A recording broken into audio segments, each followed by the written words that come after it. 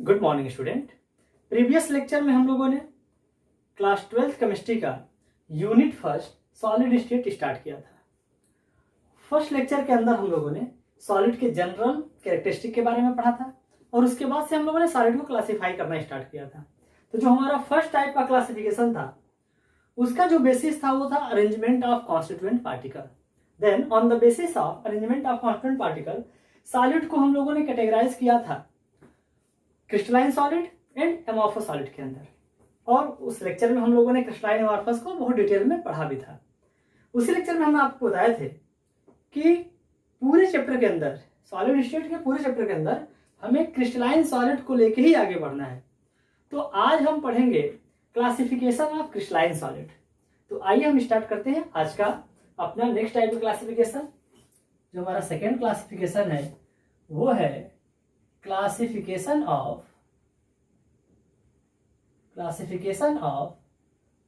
Crystalline solid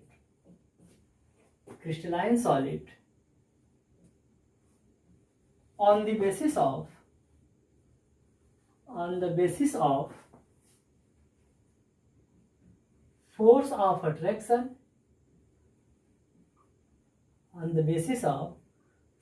attraction, or bonding between constituent particle,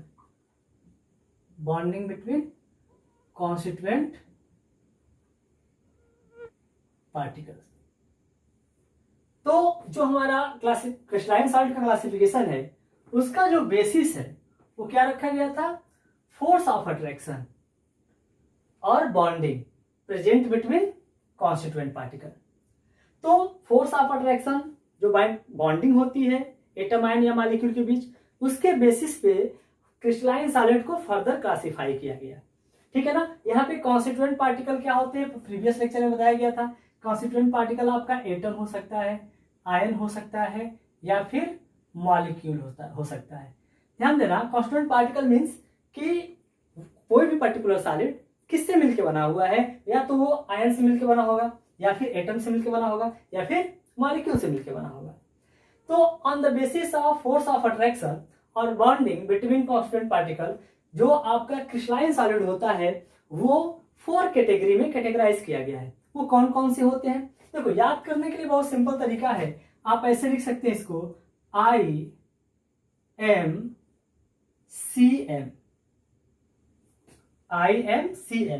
या फिर ऐसे बोलो I am your chemistry master. अब ध्यान देना, जो फर्स्ट आपका I है इसका मतलब क्या होगा, ionic solid. Second M for molecular solid. Third C for covalent solid, और इसको हम नेटवर्क सॉलिड भी बोलते हैं। क्यों बोलते हैं, स्ट्रक्चर के बेसिस पे है, वहां पे डिस्कस किया जाएगा। Network solid. और लास्ट जो M है इसका मतलब होगा मेटेलिक सॉलिड। तो अगर हम बात करें क्रिस्टलाइन सॉलिड के, तो क्रिस्टलाइन सॉलिड हमारे 4 टाइप के होते हैं on the basis of force of attraction present between constituent particle. कौन कौन से, आयोनिक सॉलिड होता है, मॉलिक्यूलर सॉलिड होता है, कोवैलेंट और नेटवर्क सॉलिड है, और लास्ट आपका फोर्थ जो है वो मेटेलिक सॉलिड है। अब हमें इन चारों जो हमारे क्रिस्टलाइन सॉलिड हैं इनको हम डिटेल डिस्कशन करते हैं। तो आइए इसको डिटेल डिस्कस करते हैं। फर्स्ट हमारा जो है आयनिक सॉलिड। तो आयनिक सॉलिड की अगर हम बात करें, आयनिक सॉलिड, तो आयनिक सॉलिड के कॉन्स्टिट्यूएंट पार्टिकल क्या होंगे। हमने अभी बताया ना कि कोई भी जो सॉलिड है वो या तो एटम से मिलेगा, नहीं तो आयन से मिलेगा, नहीं तो मॉलिक्यूल से मिलके बनेगा। ध्यान देना। तो अगर हम कॉन्स्टिट्यूएंट पार्टिकल की बात करें, कॉन्स्टिट्यूएंट पार्टिकल की, तो चूंकि आयनिक सॉलिड है तो कॉन्स्टिट्यूएंट पार्टिकल क्या होगा, आयन होगा। क्या होगा, आयन। आयन क्या होते हैं, charge species. That is cation और एनायन। ब्रैकेट में लिख सकते हैं कैटायन एंड एनायन। तो कैटायन और एनायन से मिलके हमारा जो सॉलिड बनेगा वो क्या होता है, आयनिक सॉलिड होता है। ये आयंस होते हैं, कैटायन पे पॉजिटिवली चार्ज होता है, एनायन पे नेगेटिवली चार्ज होता है। उसके बाद नेक्स्ट हम कहें सेकेंड, फर्स्ट प्रॉपर्टी ये हो गया। सेकेंड की अगर हम बात करें, force of attraction, force of attraction और बॉन्डिंग। तो फोर्स ऑफ अट्रैक्शन या बॉन्डिंग की अगर हम बात करते हैं आयनिक सॉलिड के अंदर, तो क्लास 11 के केमिकल बॉन्डिंग में हम लोगों ने बहुत डिटेल में पढ़ लिया वहां पे आयनिक बॉन्ड को, फिर भी यहाँ पे थोड़ा सा समझने के लिए डिस्कस कर लेते हैं। फॉर्मेशन ऑफ आयनिक बॉन्ड या फॉर्मेशन ऑफ आयनिक कंपाउंड कैसे होता है इसको समझिए थोड़ा। अगर ध्यान देना, क्योंकि पहली बात जो आयनिक सॉलिड होते हैं वे आपके मेटल और नॉन मेटल से मिलके बनते हैं, ठीक है ना, मेटल और नॉन मेटल से मिलके बने होते हैं। ये जो मेटल होते हैं जनरली ग्रुप फर्स्ट के होते हैं और सेकेंड के होंगे, और भी मेटल होते हैं लेकिन जनरली हम ग्रुप फर्स्ट और ग्रुप सेकेंड में देखते हैं। ध्यान देना, अगर हम बात करें सोडियम की, हम एक सोडियम लेते हैं, फर्स्ट ग्रुप का मेंबर है, मेटल है, और सेकेंड हम ले रहे हैं यहाँ पे क्लोरीन जो कि एक नॉन मेटल है। सोडियम का एटॉमिक नंबर कितना होता है 11, क्लोरीन का एटॉमिक नंबर कितना होता है 17। अगर कॉन्फ़िगरेशन की बात करें तो इसका हो जाएगा 281, इसका कितना हो जाएगा 287। अगर हम वैलेंस इलेक्ट्रॉन को यहाँ पे ध्यान देना डॉट के फॉर्म में लिखते हैं तो 1 एक इलेक्ट्रॉन यहाँ पे तो 1 डॉट, यहाँ पे 7 इलेक्ट्रॉन है तो 1 2 3 4 5 6 7 डॉट। अब ध्यान देना, क्योंकि हमारा जो सोडियम एटम है ये इलेक्ट्रिकली न्यूट्रल है, क्लोरीन एटम भी हमारा क्या है इलेक्ट्रिकली न्यूट्रल, इस पे कोई चार्ज नहीं है। तो कोई चार्ज नहीं तो चार्ज आता कैसे इसको समझिए। कोई चार्ज नहीं, इसके पीछे का रीजन ये होता है कि ध्यान देना एटॉमिक नंबर कितना है 11 है। एटॉमिक नंबर किसके इक्वल होता है, नंबर ऑफ प्रोटॉन के। तो ध्यान देना इसमें नंबर ऑफ प्रोटॉन कितने होंगे 11 होंगे। अब ध्यान देना चूंकि ये इलेक्ट्रिकली न्यूट्रल है इसका मतलब है कि इसमें इलेक्ट्रॉन भी कितने होंगे 11 ही होंगे, यानी 11 positive charge 11 negative charge electrically क्या कर दिया न्यूट्रल कर दिया। सेम कंडीशन क्लोरीन के केस में है, यहाँ पे ध्यान देना इसका एटॉमिक नंबर 17 यानी नंबर ऑफ प्रोटॉन के इक्वल होगा 17 प्रोटॉन। अब चूंकि एटम हमारा क्या है इलेक्ट्रिकली न्यूट्रल है तो इसमें नेगेटिव चार्ज यानी कि हमारा जो इलेक्ट्रॉन है वो क्या होगा 17 होगा। अब चूंकि ध्यान देना सोडियम जो है ये मेटल है, इसमें इलेक्ट्रॉन लूज करने की टेंडेंसी है, और चूंकि अपना इलेक्ट्रॉन ये लूज करते हैं इसका इनर ऑक्टेट कंप्लीट हो जाएगा, और ये नॉन मेटल है इसमें इलेक्ट्रॉन गेन करने की टेंडेंसी होती है, क्योंकि इसके वैलेंस शेल में 7 इलेक्ट्रॉन है, एक इलेक्ट्रॉन गेन कर ले तो इसका ऑक्टेट कंप्लीट हो जाएगा। तो यहाँ पे क्या होता है ध्यान देना ये कंप्लीट ट्रांसफर करता है, जो मेटल होता है वो क्या करता है कंप्लीट ट्रांसफर करता है इलेक्ट्रॉन का, कंप्लीट ट्रांसफरिंग ऑफ या ट्रांसफर ऑफ इलेक्ट्रॉन। अब जब कंप्लीट ट्रांसफर कर देगा तो ध्यान देना यहाँ पे क्या होगा नंबर ऑफ प्रोटॉन तो सेम रहेंगे 11, लेकिन नंबर ऑफ इलेक्ट्रॉन ध्यान देना एक इलेक्ट्रॉन इसने लूज कर दिया तो यहाँ पे 11 से घट के कितने हो गए 10। तो अब ध्यान देना 10 पॉजिटिव चार्ज 10 नेगेटिव चार्ज को तो इलेक्ट्रिकल न्यूट्रल बैलेंस कर देगा, लेकिन एक पॉजिटिव चार्ज एक्सेस हो जाएगा ना तो ये इसको क्या करेंगे सोडियम के ऊपर लिख देंगे।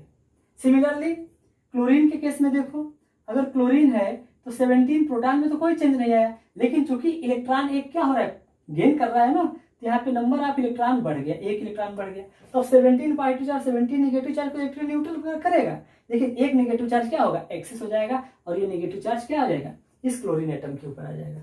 अब हम जानते हैं कि जो अपोजिट चार्ज होते हैं वो एक दूसरे को अट्रैक्ट करते हैं, तो इनके बीच में एक स्ट्रॉन्ग फोर्स ऑफ अट्रैक्शन होता है जिसको हम बोलते हैं electrostatic force of attraction, electrostatic force of attraction, या इसी को हम बोलते हैं कूलॉम्बिक फोर्स, या फिर इसको बोलते हैं आप ionic bond, ionic bond.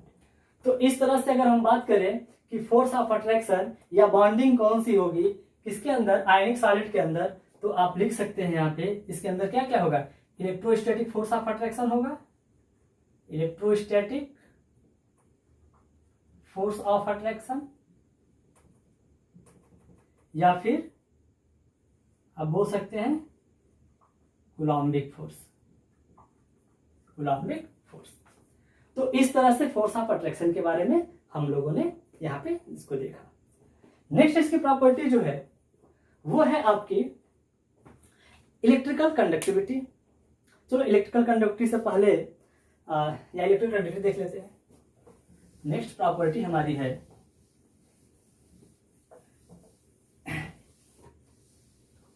Electrical conductivity.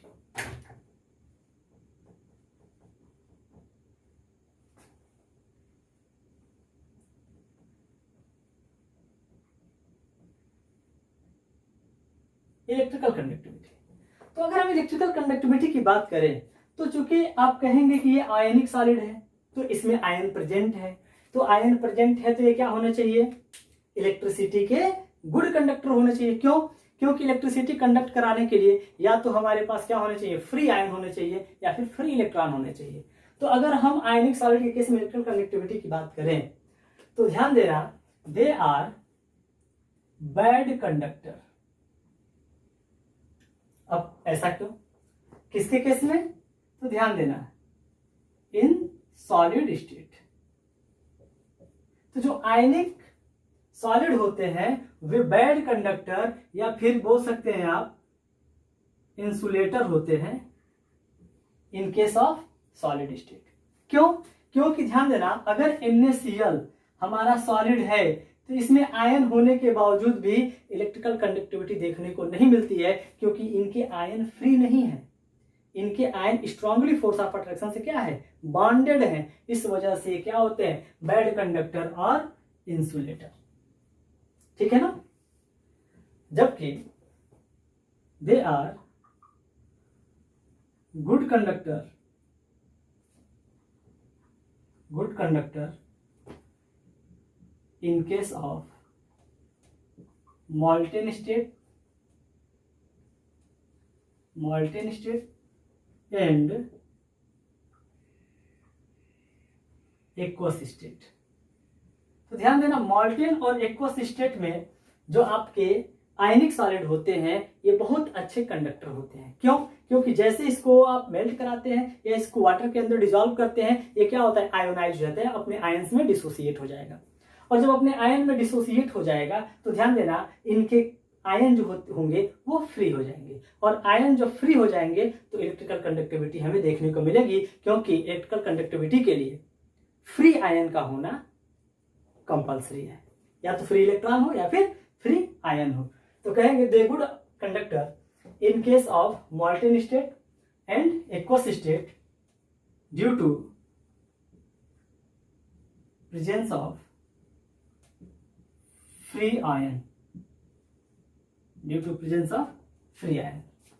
ध्यान देना, अगर एक्वस के केस में और मॉल्टेन के केस में फ्री आयन प्रेजेंट होते हैं, ठीक है ना, they are capable to move, ये मूव कर सकते हैं।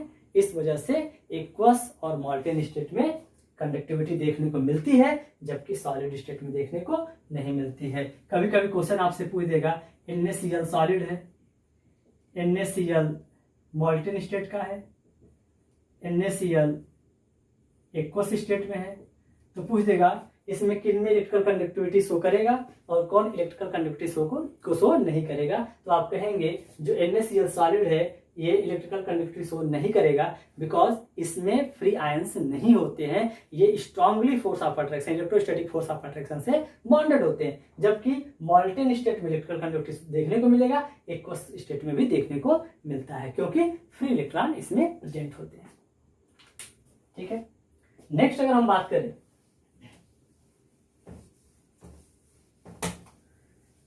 बाइंडिंग एनर्जी की, कि इनकी बाइंडिंग एनर्जी कितनी होती है, तो बाइंडिंग एनर्जी हम बात करें, अब बाइंडिंग एनर्जी मतलब कितनी एनर्जी देंगे तो इनके बॉन्ड ब्रेक कर जाएंगे। ठीक है ना। तो जो बाइंडिंग एनर्जी होती है वो इनका नियर अबाउट 400 to 4000 किलोजूल पर मोल होता है।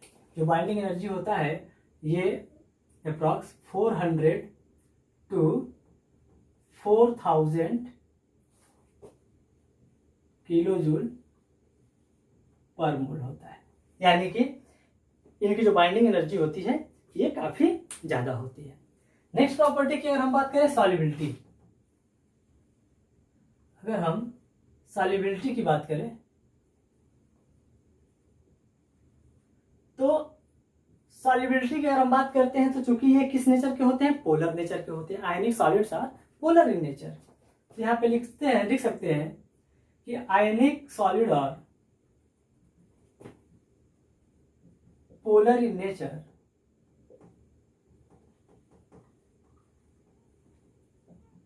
that's why they are soluble in polar solvent, polar solvent। अब ध्यान देना ये क्या है कि ये पोलर होते हैं तो पोलर सॉल्वेंट के अंदर डिजॉल्व करेंगे। तो ध्यान देना बच्चों, जब हम सोल्यूशन पढ़ते हैं और उसके अंदर सॉल्युबिलिटी की बात करते हैं तो हम एक बात बोलते हैं कि लाइक डिजॉल्व लाइक, यानी जिस नेचर का सॉल्यूट होगा उसी नेचर के सॉल्वेंट में वो क्या करेगा, डिजॉल्व होना प्रीफर करता है। इसीलिए ध्यान देना, जो आपका पोलर होता है सॉल्यूट वो पोलर सॉल्वेंट के अंदर ही डिजॉल्व करता है। अब ये पोलर और नॉन पोलर क्या होते हैं इसके बारे में आयनिक केमिकल बॉन्डिंग के अंदर डिटेल किया गया था, आगे भी डिटेल करेंगे। फिलहाल इतना समझिए, polarity arises due to difference in electronegativity between bonded atom, यानी जब भी बॉन्डेड एटम के बीच में अगर इलेक्ट्रोनेगेटिविटी डिफरेंस होता है तो वो आपका पोलर मॉलिक्यूल बनाता है, ठीक है ना। अब ऐसा अब कहते हैं इलेक्ट्रोनेगेटिविटी डिफरेंस, तो इलेक्ट्रोनेगेटिविटी क्या होता है, the tendency of an atom to attract shared paired electron towards itself, यानी शेयरिंग इलेक्ट्रॉन को अपनी तरफ खींचने की जो टेंडेंसी होती है एटम के पास वो उसकी इलेक्ट्रोनेगेटिविटी कहलाती है। तो अगर ज्यादा electronegative atom less electronegative atom के साथ अगर बॉन्डिंग बनाता है तो बॉन्डिंग के इलेक्ट्रॉन को अपनी तरफ अट्रैक्ट कर देगा जो हायर इलेक्ट्रोनेगेटिव वाला होगा, और जो लेस इलेक्ट्रोनेगेटिव होगा उस पर पार्शियल पॉजिटिव आ जाएगा, और जो हायर वाला होगा उस पर क्या आ जाएगा, पार्शियल नेगेटिव चार्ज। जैसे एग्जांपल में अगर हम H2O लें, H2O को देख लें अगर, तो oxygen is the second most electronegative element in periodic table. ये क्या करेगा, हाइड्रोजन के इलेक्ट्रॉन को खींचेगा पार्शियल नेगेटिव, इधर से भी खींचेगा पार्शियल नेगेटिव, यानी पार्शियल दो नेगेटिव चार्ज आ गया, इसमें क्या आ गया, पार्शियल पॉजिटिव पार्शियल पॉजिटिव। अब पार्शियल इसलिए लगाते हैं क्योंकि इलेक्ट्रॉन कंप्लीटली ट्रांसफर नहीं हो रहा है, बस शिफ्ट हो रहा है किसकी तरफ, मोस्ट इलेक्ट्रोनेगेटिव एलिमेंट की तरफ। तो ये हमारा क्या हो गया, पोलर मॉलिक्यूल, ठीक है ना। तो ध्यान देना, जनरली आप बोलते हैं कि ionic solids are polar nature, that's why they are soluble in polar solvent like H2O, ठीक है ना। अब ध्यान देना, अब एक चीज और है, H2O जो होता है ये यूनिवर्सल सॉल्वेंट होता है। H2O को यूनिवर्सल सॉल्वेंट क्यों बोलते हैं, क्योंकि जो सॉल्युबिलिटी की जो उसके अंदर प्रॉपर्टी होती है वो डाइइलेक्ट्रिक कांस्टेंट की वजह से होती है, और जो H2O की डाइइलेक्ट्रिक कांस्टेंट की वैल्यू होती है वो नियर अबाउट 80 होती है। इस वजह से वाटर के अंदर ऑलमोस्ट आपके जो सॉल्यूट होते हैं वो डिजॉल्व हो जाते हैं, ठीक है ना। बट एक चीज लिख लीजिए इसमें, but they are insoluble in non-polar solvent, ठीक है ना। सॉल्यूशन चैप्टर के अंदर बहुत डिटेल में बताएंगे कि ऐसा क्यों होता है, क्योंकि लाइक डिजॉल्व लाइक, यानी कि ध्यान देना कभी भी polar solvent polar solute non polar solvent के अंदर डिजॉल्व नहीं होता है, ठीक है ना। जैसे अब नॉन पोलर सॉल्वेंट का एक दो एग्जांपल लिख लीजिए, जैसे आपका हो जाएगा ether, carbon tetrachloride, benzene etcetera. तो इस तरह से इसकी हम सॉल्युबिलिटी को देख लिए। नेक्स्ट हमारा है melting point and boiling point. Next property अगर हम देखें तो नेक्स्ट प्रॉपर्टी हमारा है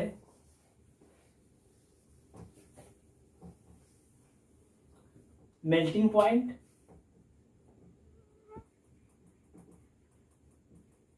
and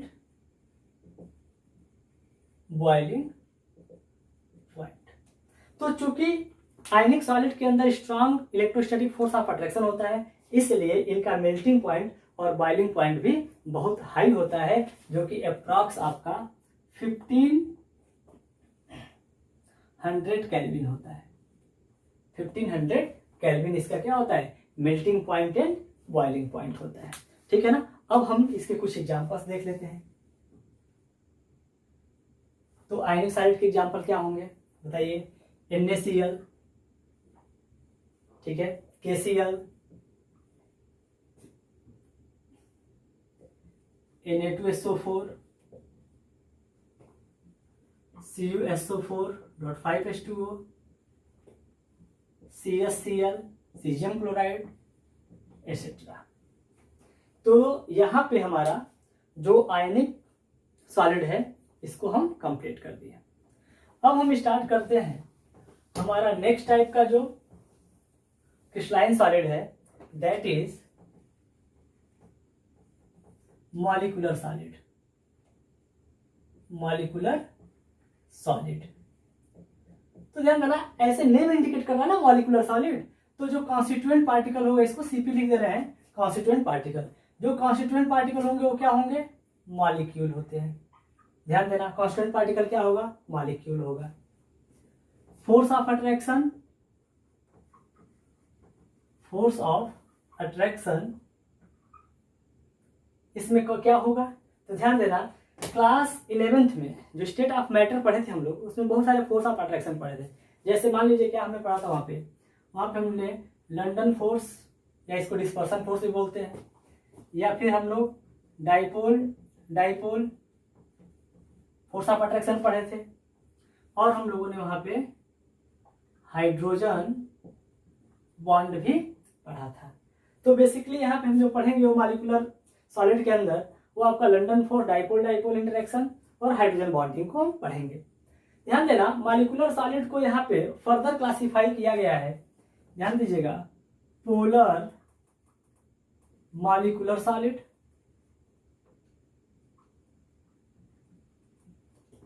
non polar molecular solid, और आपका हाइड्रोजन बॉन्डेड मॉलिक्यूलर सॉलिड। तो अगर हम इनको ध्यान दें कंपैरेटिवली, इसका हम अगर स्टडी करते हैं, तो जो पोलर मॉलिक्यूल होगा उसका जो कॉन्स्टिट्यूएंट पार्टिकल होंगे वे क्या होते हैं, पोलर मॉलिक्यूल होंगे। कौन से होंगे, पोलर मॉलिक्यूल। अब पोलर मॉलिक्यूल जैसे H हाइड्रोजन अगर क्लोरीन से जुड़ा हुआ है HCl है। अब ध्यान देना जैसे कि जो मॉलिक्यूलर सॉलिड होता है ना, उसमें इंडिविजुअल मॉलिक्यूल जो होता है वो बार बार रिपीट करता है। तो अब मान लो एक HCl, एक और HCl इसके बगल में है। अब चूंकि ध्यान देना हाइड्रोजन और क्लोरीन के बीच में क्या है, कोवेलेंट बॉन्ड है।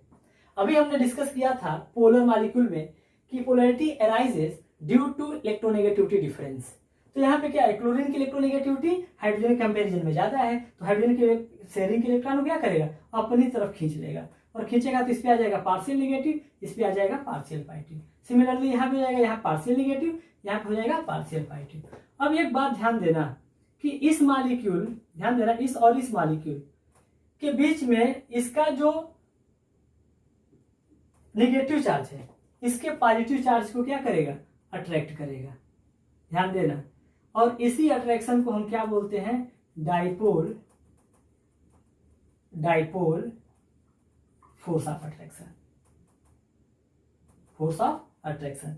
तो अब ध्यान देना यहाँ पे ये मत समझिएगा कि पॉजिटिव और नेगेटिव आयन के बीच में यहाँ पे अगर बॉन्डिंग हो रही तो ये आयनिक बॉन्ड होगा, नहीं। यहाँ पे ध्यान देना दो मॉलिक्यूल के बीच में बॉन्डिंग हो रही है, दो एटम के बीच में बॉन्डिंग नहीं हो रही है। इस वजह से इसको क्या बोलते हैं, डाइपोल इंटरेक्शन बोलते हैं। ठीक है ना। अब ध्यान देना अगर हम नॉन पोलर मॉलिक्यूलर सॉलिड की बात करें तो इसमें क्या होंगे, नॉन पोलर मॉलिक्यूल जो कॉन्स्टिट्यूएंट पार्टिकल होगा वो आपका होगा नॉन पोलर मॉलिक्यूल होंगे। अब इसमें क्या क्या हो सकता है, लाइक नोबल गैस, हीलियम हो सकता है, नियॉन, आर्गन, या फिर आपका हाइड्रोजन, क्लोरीन, आयोडीन एसेट्रा। ऐसा क्यों होता है, ध्यान देना। अब चूंकि नोबल गैस जो होते हैं उनका तो ऑक्टेट कंप्लीट होता है, तो जाहिर सी बात है वो नॉन पोलर होंगे ही होंगे। जबकि अगर H2Cl2, I2, Br2 इन सब की अगर हम बात करें तो इसमें क्या होता है, ये होमो एटॉमिक क्या होते हैं, होमो एटॉमिक मॉलिक्यूल होते हैं।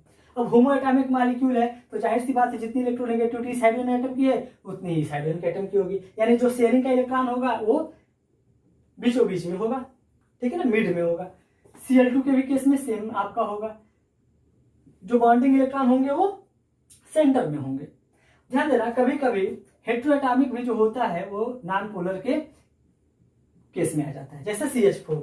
अब ध्यान देना यहाँ पे अगर हम CH4 की बात करें तो जो कार्बन और हाइड्रोजन की इलेक्ट्रोनेगेटिविटी डिफरेंस होता है वो बहुत ही कम होता है, और बॉन्ड जो होते हैं, ध्यान देना जो बॉन्डिंग के इलेक्ट्रॉन होते हैं वो सेंटर में होते हैं, किसी एक पर्टिकुलर एटम की तरफ शिफ्टेड नहीं होते हैं। तो ये भी आपका हो गया नॉन पोलर मॉलिक्यूल का एग्जांपल। अब ध्यान देना इसमें जो फोर्स ऑफ अट्रैक्शन होता है, जो फोर्स ऑफ अट्रैक्शन इसके अंदर होगा वो ध्यान देना वो सबसे दुनिया का सबसे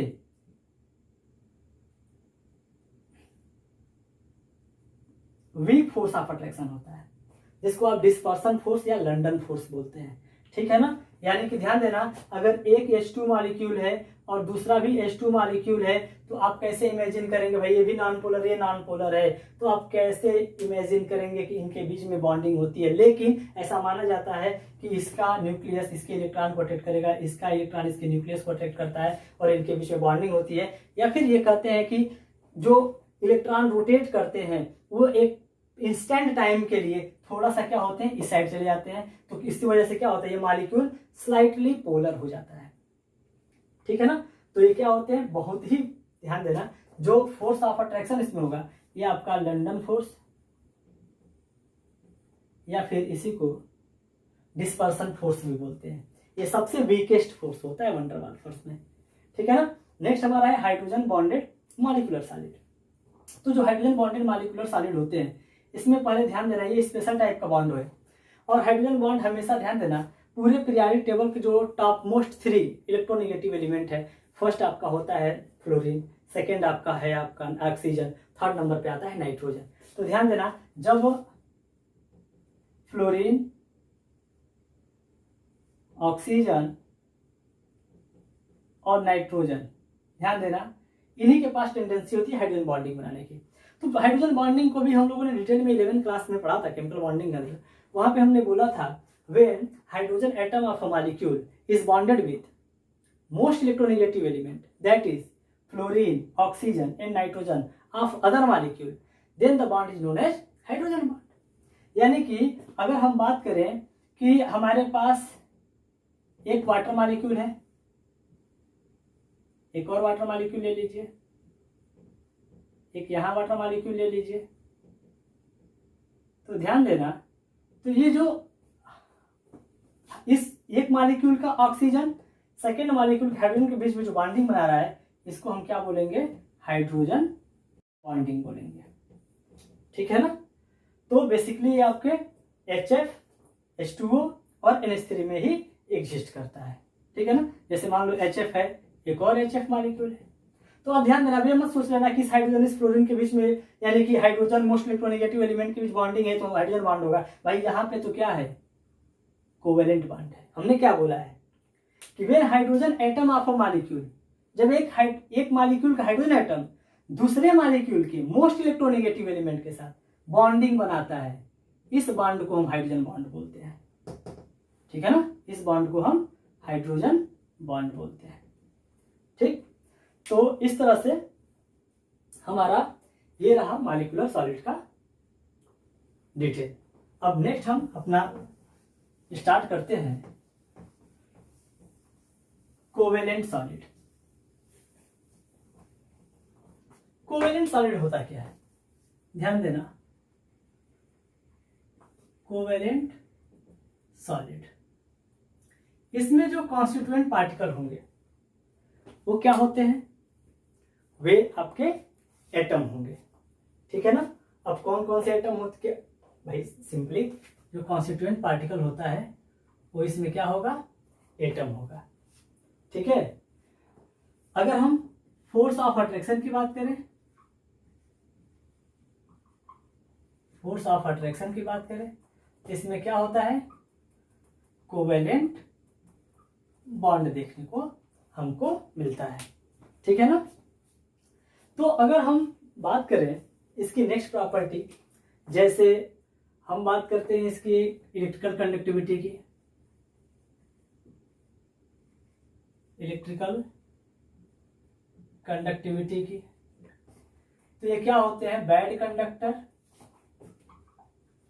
कंडक्टर और इंसुलेटर।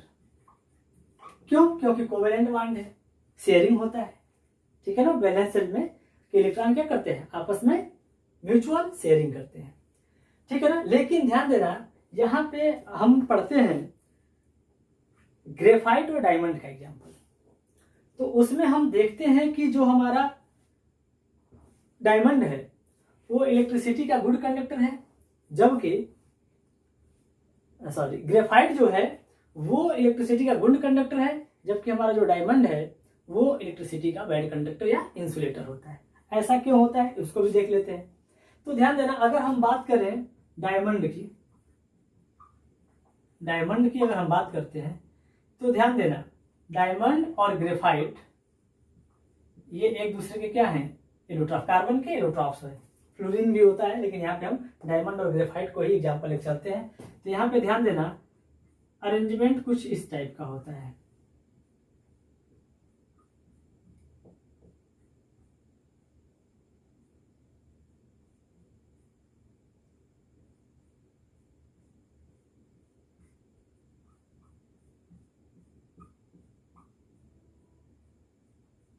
यानी कार्बन के वैलेंस शेल में 4 इलेक्ट्रॉन होते हैं और वो चारों के चारों कहाँ इन्वॉल्व हो गए, बॉन्डिंग में।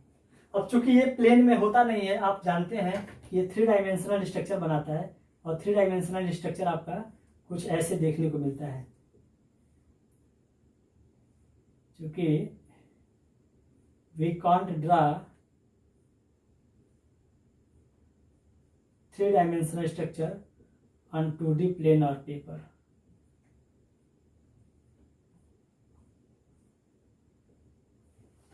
ठीक है ना। तो इस तरह से होता है, टेट्राहेड्रल स्ट्रक्चर होता है इसका। ध्यान देना, इसका स्ट्रक्चर जो होगा वो क्या होता है, टेट्राहेड्रल होता है, ठीक। हाइड्रोजन की बात करें तो sp3 होता है, ठीक है ना। अब ध्यान देना, अब चूंकि इसमें जो कार्बन के वैलेंस शेल में 4 इलेक्ट्रॉन होते हैं और चारों के चारों बॉन्डिंग में पार्टिसिपेट कर गए हैं, यानी इसके पास कोई फ्री इलेक्ट्रॉन नहीं है। जब कोई फ्री इलेक्ट्रॉन है ही नहीं तो यहाँ पे इलेक्ट्रिकल कंडक्टिविटी देखने को नहीं मिलेगा। ध्यान देना, ग्रेफाइट के केस में आपका एक नेट लाइक स्ट्रक्चर बनता है। बोले थे ना, ग्रेफ आपका जो कोवेलेंट सॉलिड होता है इसको नेटवर्क सॉलिड भी बोलते हैं। तो नेटवर्क सॉलिड इसीलिए बोलते हैं क्योंकि ये ध्यान देना, ये कार्बन 4 कार्बन जुड़ा है, ये भी कार्बन 4 कार्बन से जुड़ेगा फिर फर्दर। तो ऐसे ये बहुत बड़ा एक नेट लाइक स्ट्रक्चर बनाता है, ठीक है ना। और चूंकि ध्यान देना ये 3 डायमेंशनली है तो इसका ऊंचाई भी होगा, इसका लंबाई भी होगा, ठीक है ना। जबकि अब ध्यान देना, जबकि ग्रेफाइट के केस में क्या होता है कि जो कार्बन होता है वो फर्दर 3 कार्बन से ही जुड़ा होता है, और ये कार्बन फर्दर, ध्यान देना,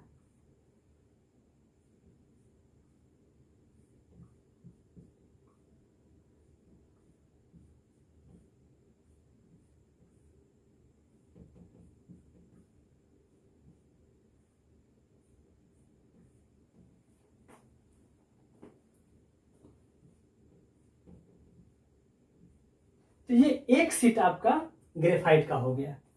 अब ध्यान देना, इसमें क्या है कि ग्रेफाइट के केस में हम देख रहे हैं कि एक जो कार्बन है, ध्यान देना, इसमें एक कार्बन 3 कार्बन से ही जुड़ा हुआ है, ठीक है ना। तो इसमें क्या है, एक डबल बॉन्ड है और 2 सिंगल बॉन्ड है। अब जब वहां कहीं भी डबल बॉन्ड होता है तो एक क्या होता है, सिग्मा होता है और एक पाई होता है। अब ध्यान देना, ये पूरा सिस्टम क्या है, हमारा कॉन्जुगेटेड सिस्टम है। कॉन्जुगेटेड सिस्टम है कि नहीं है। 11th में हम आपको बताए थे कि ध्यान देना, double bond single bond double bond जब अल्टरनेट होता है तो हमारा क्या होता है, कॉन्जुगेट सिस्टम होता है।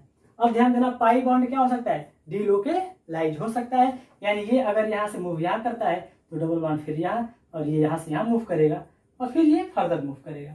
यानी यहाँ पे क्या हो रहा है, ये डीलोकेलाइज हो सकता है पाई इलेक्ट्रॉन, और जब पाई इलेक्ट्रॉन डीलोकेलाइज होता है तो इसके साथ इलेक्ट्रिकल कंडक्टिविटी भी आपका देखने को मिलता है।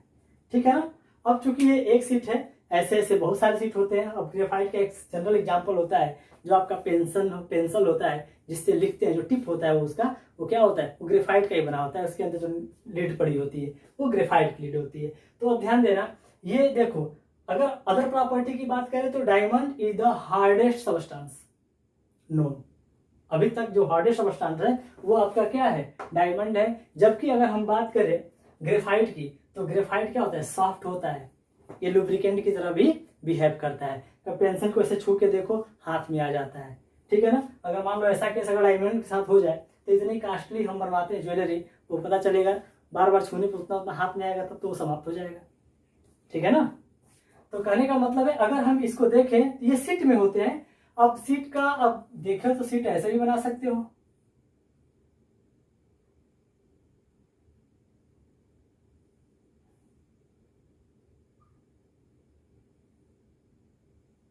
ये सीट में होते हैं ऐसे। ठीक है ना। तो जब कभी भी हम यूज करते हैं तो इसका ऊपर वाला सीट निकल जाता है, बीच वाला निकल जाता है। ऐसा क्यों होता है ये समझो। आप कहेंगे कि यहाँ पे तो डबल बॉन्ड है, ये ज्यादा स्ट्रांग होना चाहिए, यहाँ पे सिंगल बॉन्ड है, कम स्ट्रांग होना चाहिए। लेकिन एक्चुअल में होता क्या है ना, कि ध्यान देना, इसका स्ट्रक्चर जो होता है कुछ ऐसा होता है।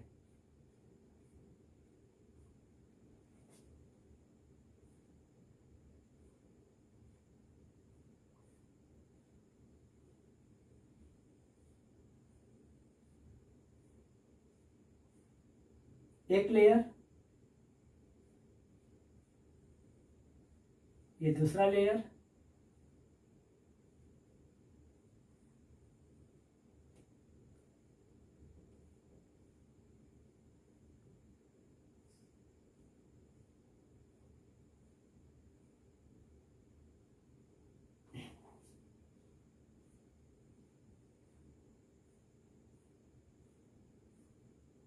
इस तरह और भी नीचे नीचे लेयर होते हैं। अब ध्यान देना, ये क्या होते हैं, ये एक दूसरे से वीक फोर्स ऑफ अट्रैक्शन से बॉन्डेड होते हैं। इस वजह से ध्यान देना, अब इसको समझिए, इस वजह से होता क्या है, ये जो एक सीट है इसके बीच में तो फोर्स ऑफ अट्रैक्शन बहुत स्ट्रांग है, लेकिन अब इन दोनों लेयर के बीच में जो ये फोर्स ऑफ अट्रैक्शन होता है, ये आपका weak van der Waals force of attraction होता है। इस वजह से यहाँ पे इसको आसानी से हम क्या कर सकते हैं, ब्रेक कर सकते हैं।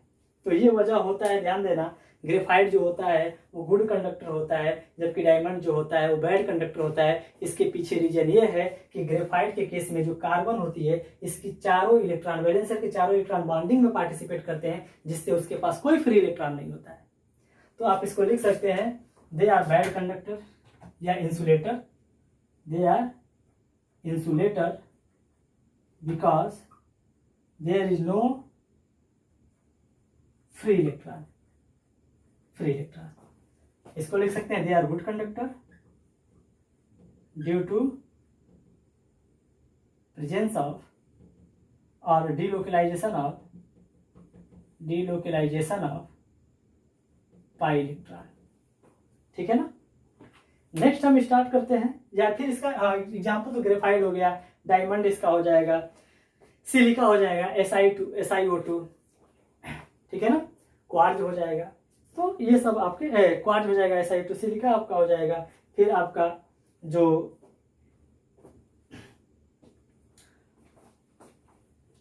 नेक्स्ट आप देखते हैं,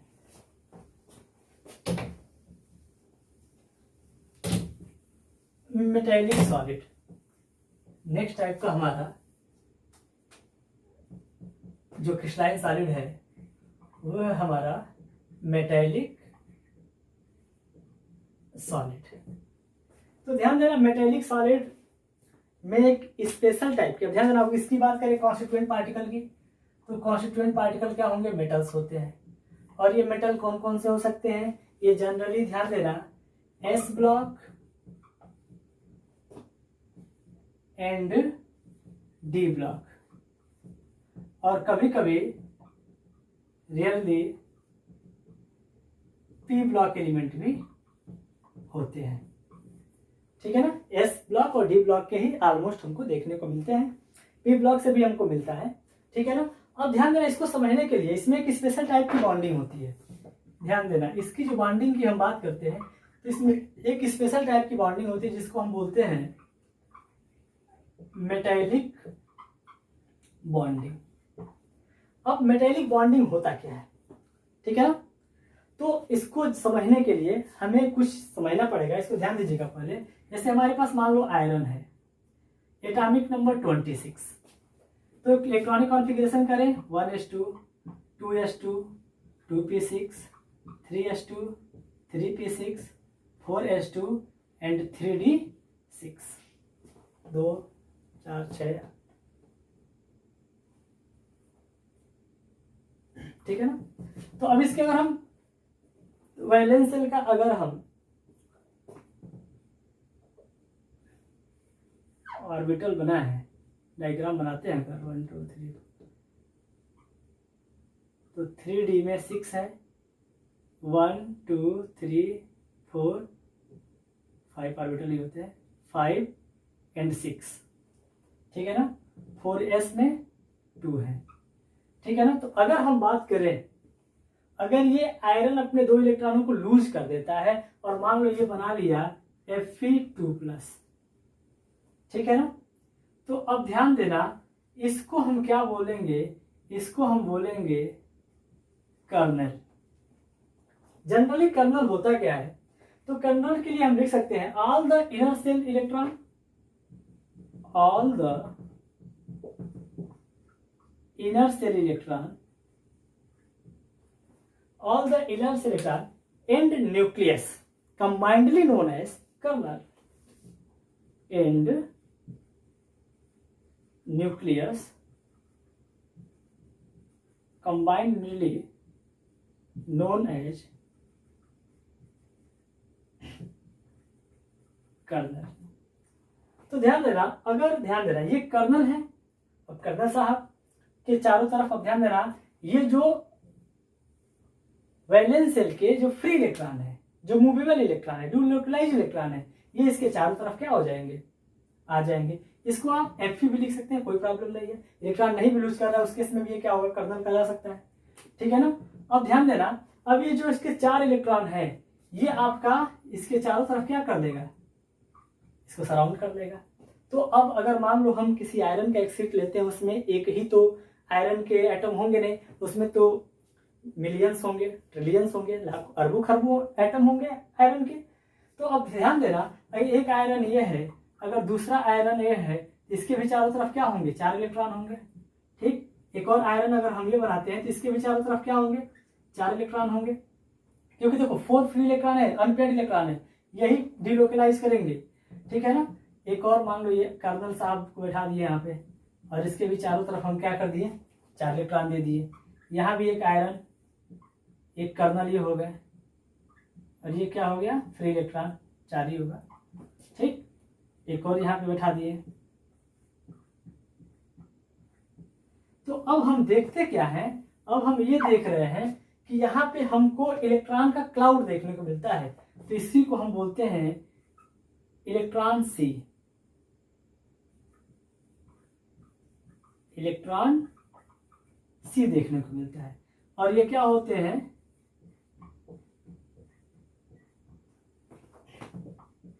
ऐसे बहुत सारे एटम होंगे, ये आपका हो गया कर्नल और ये आपके हो गए फ्री इलेक्ट्रॉन, ठीक है ना। तो जो कर्नल होता है वो लोकलाइज होता है, और जो फ्री इलेक्ट्रॉन होते हैं वो क्या होते हैं, डीलोकलाइज होते हैं। अब यही वजह होता है, ध्यान देना, अब ध्यान देना, अब इसका जो, अब अगर हम कहें कि 2π2, यानी यहाँ पे 2π2, यहाँ भी 2π2 अगर दे देते हो, या 3π2 भी कभी कभी शो करता है, आयरन के केस में कोई प्रॉब्लम नहीं है, ये इसमें बहुत घबराने की जरूरत नहीं है, क्योंकि आयरन जो होता है +2 ऑक्सीडेशन स्टेट और +3 ऑक्सीडेशन स्टेट दोनों में आपका एग्जिस्ट करता है।